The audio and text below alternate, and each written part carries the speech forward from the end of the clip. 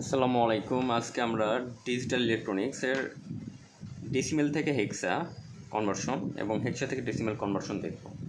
ঠিক আছে, তো এই জন্য আমাদের ডেসিমেলের যে জিনিসটা জানতে হবে, ডেসিমেলের বেস হচ্ছে 10 এবং এর বেসগুলোর মানগুলো হচ্ছে এ বি 0 1 2 3 4 5 6 7 8 9 পর্যন্ত, টোটাল 10টা। আর হেক্সের বেস হচ্ছে 16টা, 0 থেকে 9 পর্যন্ত 10টা। তারপরে হচ্ছে A B C D E F, এর মান হচ্ছে 10, বি হচ্ছে 11, সি হলো 12তম, ডি 13, ই হলো 14 এবং এফ হলো 15। ঠিক আছে, তাহলে পরে এখন আমরা কি করব, decimal two conversion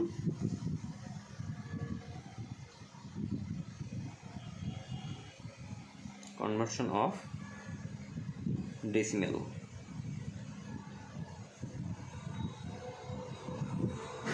to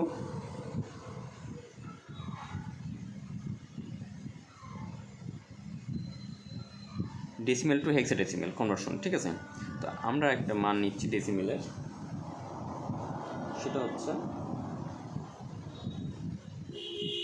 example 1 হতে এখানে রয়েছে 269.625।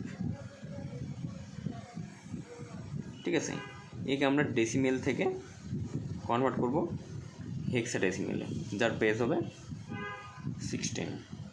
ঠিক আছে, তাহলে পরে আমাদের এই মানকে ডেসিমেল থেকে হেক্সাতে কনভার্ট করতে হলে পরে দশমিকের আগের ক্যালকুলেশন একরকম, দশমিকের পরের ক্যালকুলেশন আলাদা রকম হবে। ঠিক আছে, তো আমরা দশমিকের আগের যেই মানটা ওকে আগে ক্যালকুলেশন করব 269। ঠিক আছে, একে আগে কনভার্সন করব ডেসিমেল থেকে হেক্সাতে। এখন ডেসিমেল হতে হেক্সাতে কনভার্সন করতে হলে আমাদের একে ভাগ দিতে হবে 16 দ্বারা।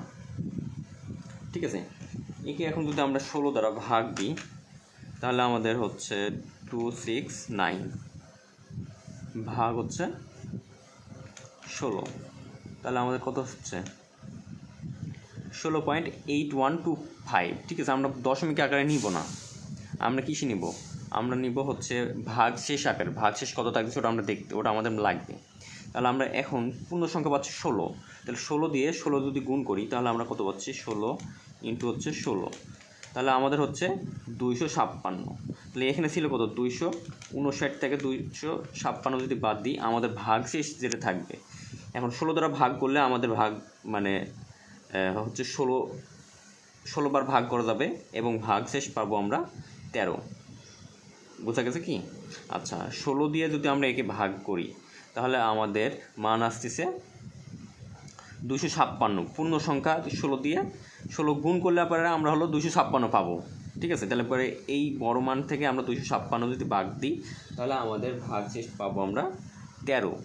ঠিক আছে, এখন আবার এই 16কে আমরা 16 দ্বারা যদি ভাগ দিই তাহলে আমরা ভাগ করলে পরে 1 পাবো। এখানে আমাদের ভাগ শেষ থাকতেছে না, অর্থাৎ ভাগ শেষ আমাদের 0। ঠিক আছে,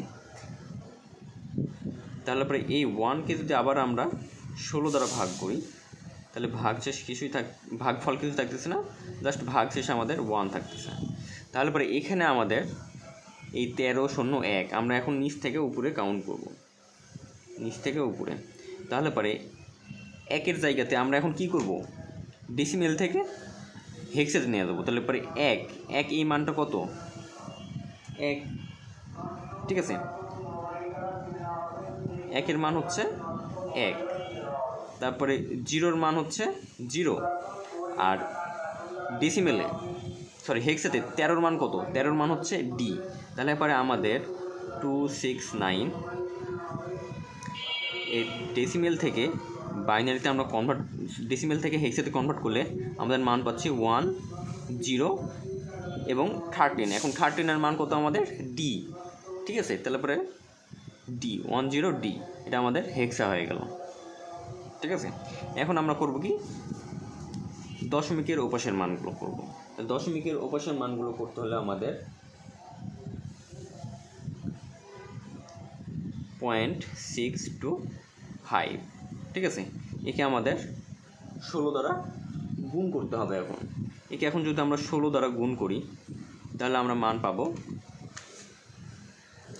0.625 গুণিত 16, তাহলে আমরা পাচ্ছি 10। ঠিক আছে, 10-এর পরে পয়েন্ট থাকলে পরে আমরা আবার ওকে নিয়ে এসে গুণ করতাম 16 দ্বারা, এভাবে অঙ্কটা কন্টিনিউ করতাম। দিয়ে আমরা এটা যেমন নিচ থেকে আমাদের উপরে উঠলো, ওটা আসবে উপর থেকে নিচের দিকে। ঠিক আছে, তো এখন আমাদের 10 যেহেতু পেলাম, এই 10ই হচ্ছে আমাদের ডেসিমেল। এখন হেক্সাডেসিমেলের 10-এর মান কত? a।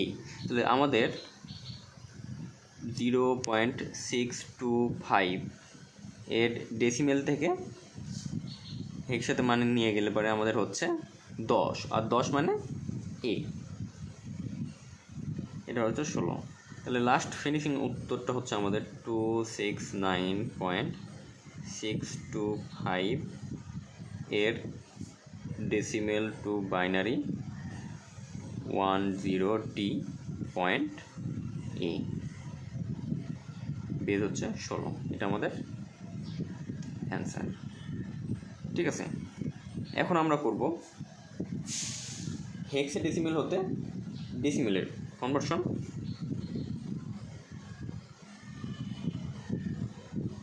অফ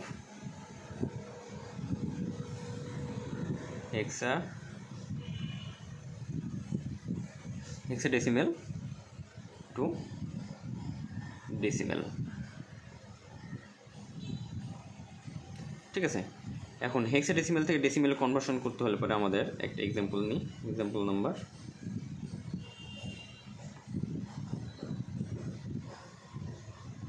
1। এখানে রয়েছে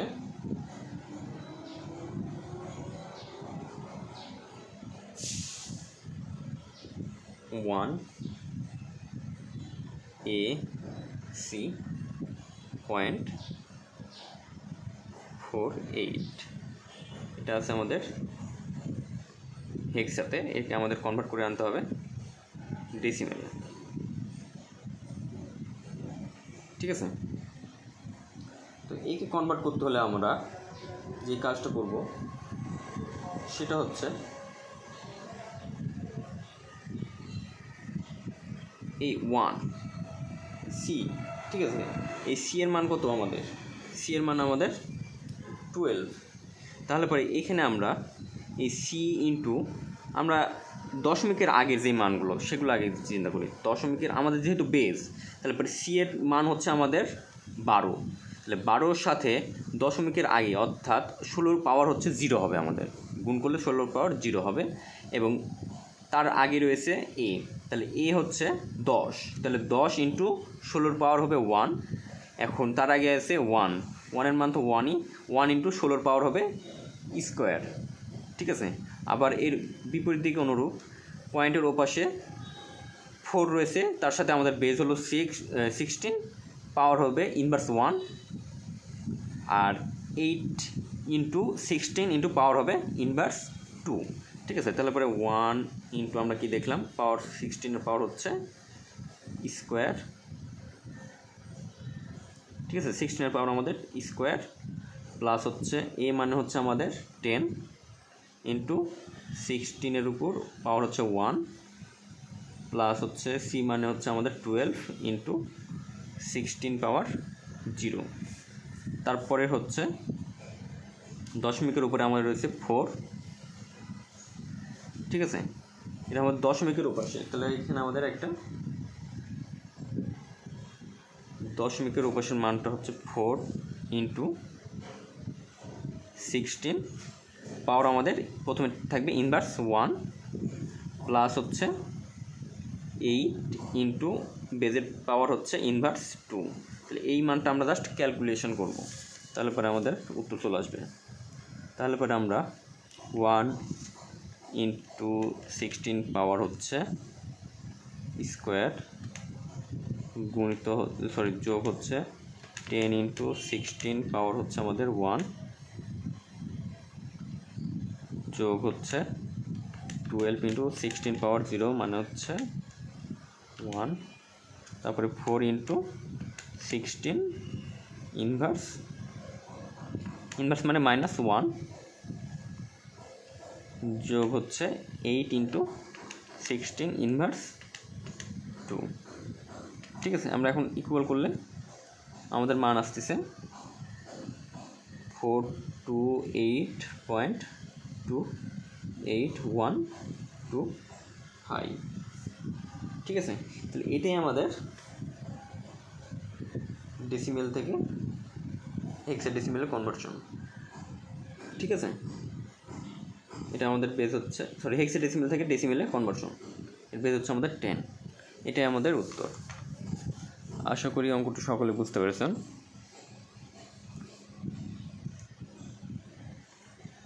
ধন্যবাদ সকলকে।